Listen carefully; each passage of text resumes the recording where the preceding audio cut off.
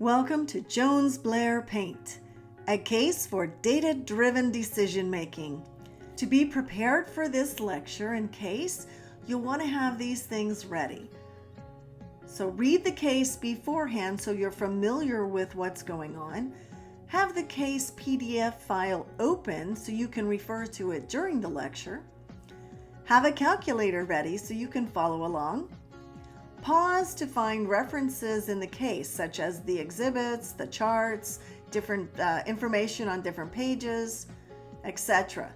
Follow along with your notes, and then be sure and actually stop the recording to do the calculations so that you understand where each of the numbers come from. Take a quick look at who Jones-Blair Paint Company is. First, they're a privately held corporation.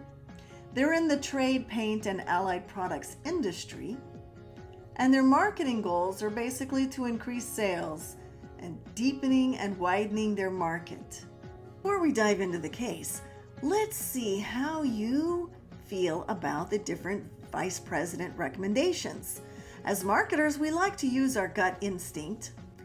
So we're going to start off with a little game at the beginning to see which one you agree with as far as the recommendations, and then throughout the case and the lecture we'll figure out which one was the best recommendation. And this is where we get to back it up with the data. So which VP recommendation do you agree with the most? The advertising, increasing $150,000 to build awareness. Sales, adding one new sales associate to focus in on the sales portion, a new accounts portion of Jones-Blair, or the operations VP who wanted to cut prices by 20% to increase or incentivize additional sales. Based on the strategizing questions that you found and the bonus material questions, there's always some important things we need to know about a company to understand better how to make those decisions going forward. So let's look at the JB sales process or Jones-Blair's. How do they sell their paint? Are they in outlet stores? Are they in their own branded stores? Are they in combination with other big box stores or other industries? Think about that. Next important question we want to understand about a company is, are they profitable? Well, looking back at their records in 1986, their sales revenue was $4.67 million. They also had a net profit of $450,000. So if you look at that there and do a little calculation to get a percentage of profit, you can divide the $450,000 by $4,670,000 and you get a 9.6% profit. Now, is that good? Our favorite answer is, it depends. It depends on the industry, it depends on the region, it depends on a variety of factors in the economy. So what do you think? Quick side note here is to recognize that yes, while this is a case based on the 1980s, the issues and problems that the companies face are timeless. So it's a great timeless case to be able to get lots of marketing information out of. Another way to check how they're doing is to look at the sales volume, or how many gallons of paint did they sell. So if we look throughout the 5-year span here, we've got from 82, they had 594,290. In 83, they had 594,300. And then jumping over to 1985, they went up to 594,400. Here's a trick question. How successful were they in between those years in increasing their sales volume? Or how many gallons more did they sell between 1983 and 1985? It looks like they're doing really well here, right? The arrow is going up. Now for the trick part. we can skew the data to make it look like it's better than it is. If you look carefully at this chart, what's missing or not quite right with the way it's displayed? Something was off with the scale of our chart. So if you notice, there wasn't quite enough space between the 594,300 and the 0 mark. Those two numbers, 594,300 and 594,400, really should be much closer together in a more accurate depiction of the chart. And that tells us a lot more. We learned from that correct version of the chart that sales were really pretty flat. How did they get a profit? Looking back at Exhibit 2, we can see that total dollar sales, or their sales revenue, has gone up, which probably means they've raised their prices.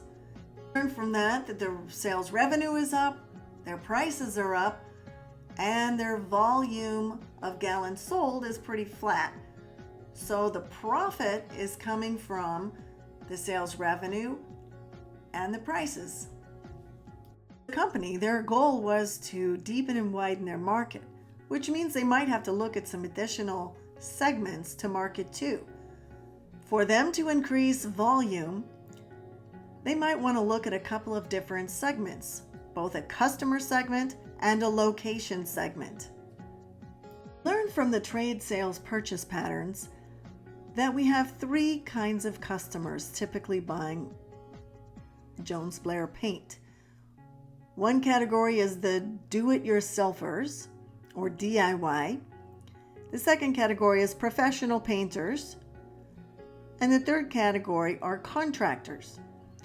Let's take a look and see what we think instinctively or in our gut, what we know about those three different categories. Most likely our two major categories for determining what kind of paint to purchase would be price and quality. Now let's take a look at the do-it-yourselfer. They might be concerned about the price a little bit more, and they also might be more concerned about the quality of both the paint and the paint job. So we might give them these marks in terms of price and quality. Professional painters, on the other hand, are going to be not as concerned at all about the price because they actually pass the price of the paint on to their clients.